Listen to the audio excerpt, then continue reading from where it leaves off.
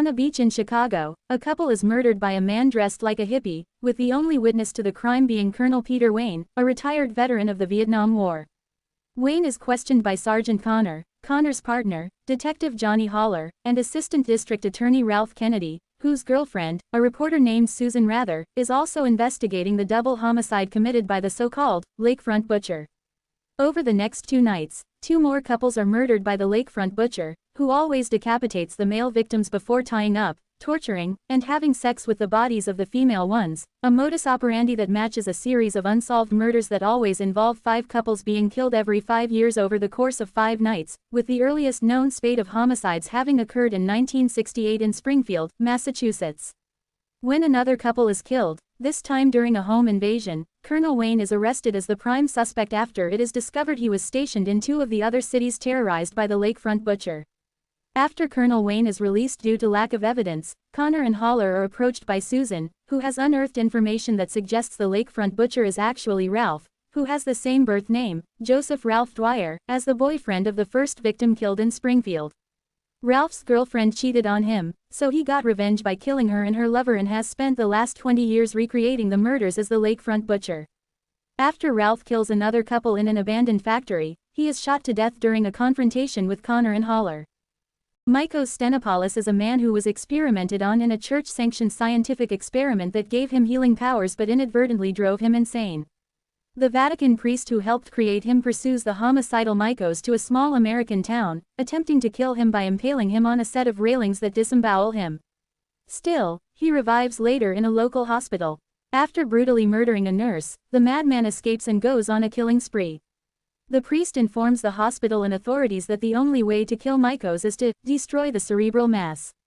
While attacking a motorcyclist after escaping from the hospital, Michael is struck by a hit-and-run driver. The car's driver, Mr. Bennett, and his wife are going to a friend's house for a Super Bowl viewing party, leaving their 2 children at home with a babysitter. Their daughter Katya is confined to her bed because of a problem with her spine, while her younger brother believes that the boogeyman is coming to get him. Michael makes his way to the Bennett's home and, upon recognizing Mr. Bennett's car, begins to murder everyone there.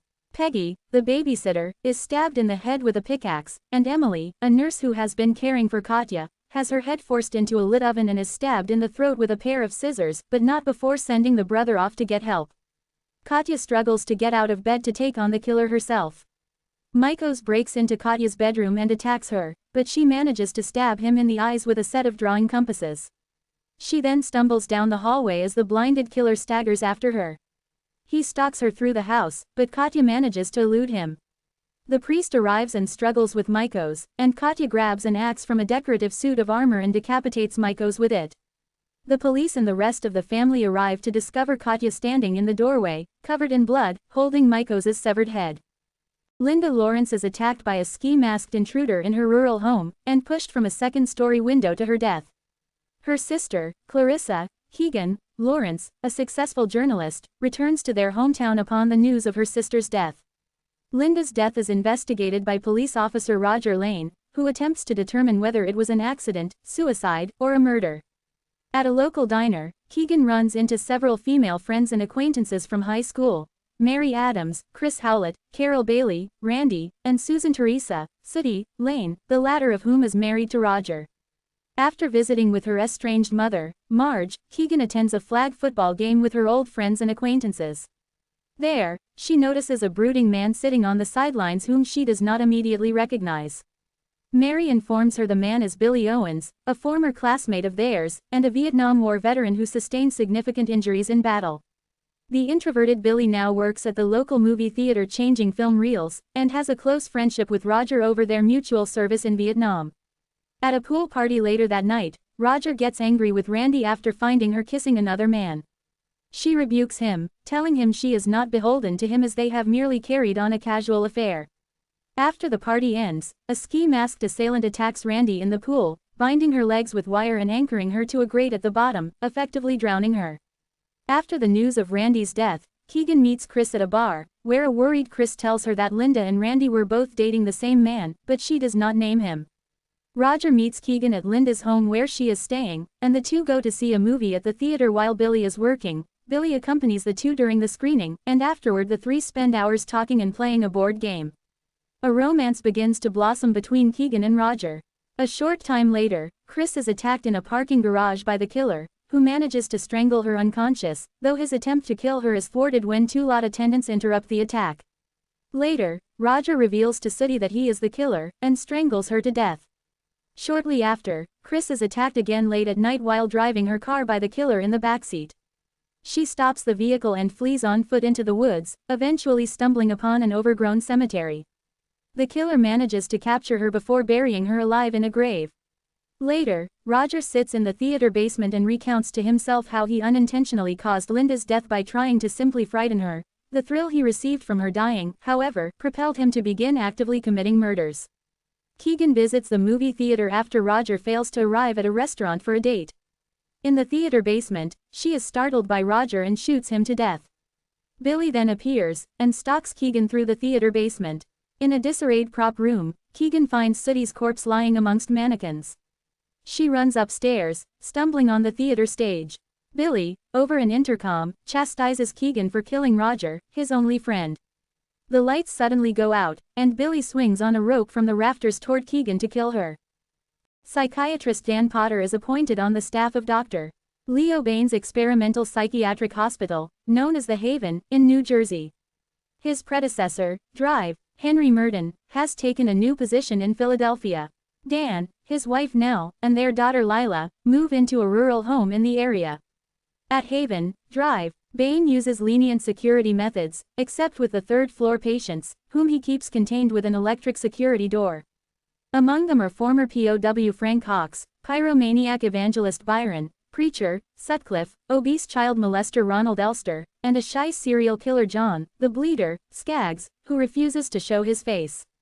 Angered by Dr. Murden's departure, the third-floor patients irrationally blame Dan, believing he has murdered Murden and taken his place. The four men make plans to kill Dan, and retrieve his address from Dr. Bain's office. Dan's younger sister, Tony Potter, who has recently suffered a nervous breakdown, arrives to visit. Dan, Nell, and Tony go to a local rock club, while Lila is left with babysitter Bunky. A regional power outage occurs. The security system at Haven fails, and the four men on the third floor escape, killing security guard Ray Curtis in the process before killing employee Drive Barkin and stealing his car. They stop by a local strip mall that is being looted during the blackout and arm themselves with weapons from a sporting goods store. They leave Skaggs behind after he kills an innocent bystander. The next morning, Preacher arrives at the Potter residence, pretending to be delivering a telegram, but Dan is not home. While Lila is at school, Nell accompanies Tony to a nuclear power protest, where the women are arrested. Lila arrives home from school and finds Ronald in the house, claiming to be a babysitter. After Nell phones Dan from jail explaining what has happened, Dan calls Bunky, who goes to check on Lila. She finds Lila asleep in her room, and invites her boyfriend Billy there to have sex. Preacher kills Billy by dragging him beneath the bed and stabbing him, while Ronald strangles Bunky. Lila later awakens unharmed, but Ronald has vanished. Dan arrives home with Nell, Tony, and Tom Smith, a fellow protester Nell and Tony met in jail, whom Tony is attracted to. They find police at the house, and Detective John Barnett interviewing Lila about the missing Bunky and Billy. Lila explains that a man named Ronald babysat her. Dan recognizes him as one of the Haven patients. Dan and Nell invite Detective Barnett to stay for dinner. While investigating a noise outside, Barnett is killed with a crossbow by Frank, which is witnessed by the entire family. Finding the phone lines cut, the family barricade themselves in the house. Meanwhile, Drive Bain arrives after unsuccessfully attempting to reach Dan by phone, but is hacked to death by Preacher with an axe. Dan attempts to reason with the men, assuring them he has not killed Drive Murden. Ronald throws Barnett's body through a window, and Preacher manages to infiltrate the basement, where he starts a fire. Dan bludgeons Preacher with an extinguisher canister before putting out the fire, locking the basement door behind him. Ronald enters the kitchen and attempts to kill the family, but they work together to disarm him, before Tom kills him with a cleaver. Dan flees outside to retrieve Drive Bain's car. While he does, Tom's nose begins bleeding profusely, revealing his identity as Skaggs, the fourth patient. Hearing the screams, Dan flees back into the house. Skaggs attempts to kill Tony, but Nell stabs him to death. Moments later, Preacher bursts out of the basement, but Dan stabs him to death. Frank appears with his crossbow, proclaiming, "It's not just us crazy ones who kill." Dan pleads with Frank to spare his family. Suddenly, the electricity is restored, and Frank witnesses Drive Merton being interviewed on a local news station about the missing patients. Hysterical, Frank smashes the television and flees into the night. A short time later, Frank arrives at the local rock club. A drunken woman approaches him inside. He pulls out a pistol, pointing it to her neck. Assuming he is playing a joke, the woman laughs, and so does Frank.